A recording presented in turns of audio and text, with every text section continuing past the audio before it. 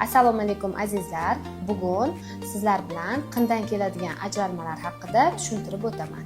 Hozir sizlar bilan normal holatdagi ajralmalarni ko'rib chiqamiz.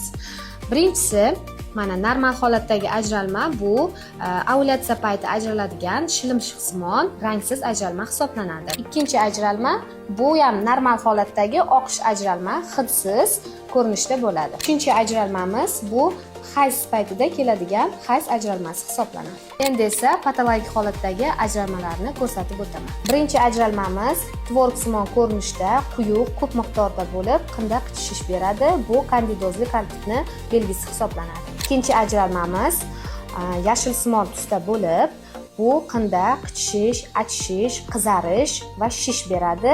Bu trixomanoz belgisi hisoblanadi. Uchinchi ajralmamiz bu yiringli, sarg'ish ko'rinishda bo'lib, bu jinsiy yo'l orqali yuqadigan infeksiyalardan, xlamidия, gonoreyalardan dalolat beradi. Bu ajralmamiz och qizil ko'rinishda bo'lib, bu bachadon bo'ynida polip, eroziyalar, hattoki rak belgisi ham hisoblanadi. Navbatdagi ajralmamiz bu bachadon miomasi, bachadon adenomiozi va endometrioidli kistalarda keladigan ajralmalar hayzdan oldin va keyin uchraydi. Navbatdagi ajralmamiz gormonal preparatlar tartibini o'zgartirib ichganda va gormonal o'zgarishlar natijasida kelib chiqadigan ajralma hisoblanadi.